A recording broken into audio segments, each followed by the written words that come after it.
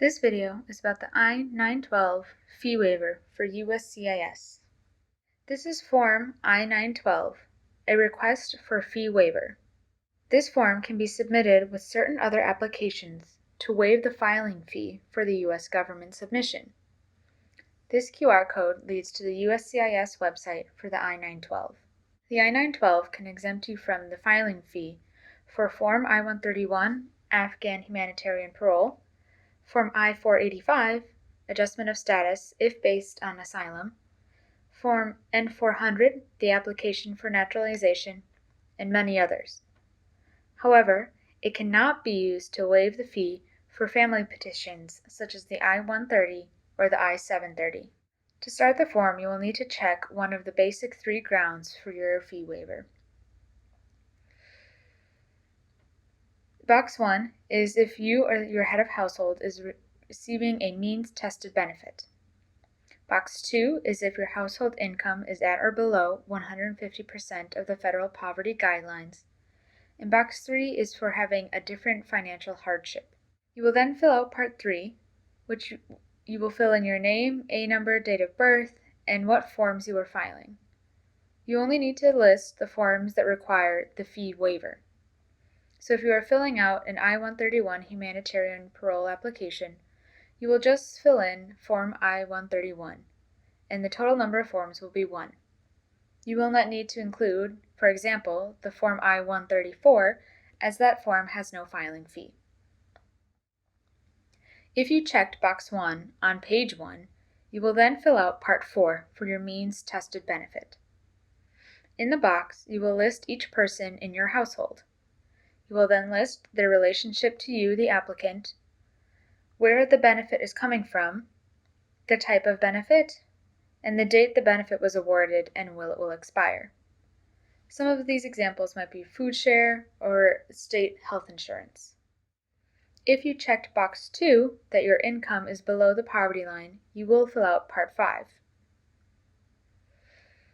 You will start by filling out your employment status. You will then need to provide the employment information for everyone in the household and your marriage status. Make sure to list all children, spouse, or other dependents in the household size. You will then list your own income and the income of everyone else in the household. You will next add any other means of financial support or income. All of these numbers will then be added up for the total in Box 8. This is the number that should be below 150% of the federal poverty guideline. You will need to provide your most recent tax return if you are filling out Part 5 and explain any changes that might have happened since filing that tax return. If nothing has changed, you will just check box No for question 9. This is what the poverty guideline is. USCIS has a chart up on their website that changes every year. The poverty guideline is based on the sponsor's household. So if the applicant is the only person in their household, they will need to be within 150% of the HHS poverty guidelines. They will need to show that they make less than $19,320. They will need to show that they make less than $19,320. This chart is available online and it is updated every year. If you can't check Box 1 or 2 on page 1, you can check Box 3 and fill out Part 6 for other financial hardship. Here you will need to explain what your financial hardship is. You will then need to list your assets and any accounts that you have and the total value. You will then list your total monthly expenses and other liabilities. Your financial hardship might be that you are currently living on base as an Afghan evacuee and you cannot work. Whatever your situation is, you will need to provide detail. You can use a different paper if necessary. Provide as much proof or evidence to show what your financial hardship is. Everyone should fill out Part 7. You will check Box A if you did not use an interpreter, and Box B if you did.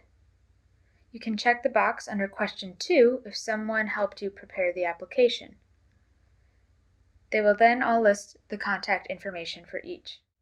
The applicant should sign where it says Requester's Signature on Part 7. There is another section under Part 8 that lists family members. You will likely not need to fill this out, as it's only for people who are applying with other relatives. If you think you might need to sign, or have your family members sign here and fill out their information, ask an attorney. If you had an interpreter, they will fill out Part 9. And if you had someone help you prepare, they will fill out Part 10. You should provide evidence for whatever ground you are claiming.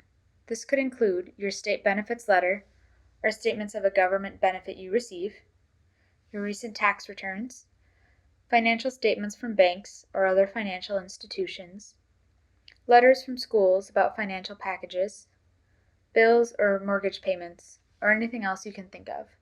Once you complete the form and you have your documentation, you will submit the I-912 along with whatever the other form you are sending to USCIS is.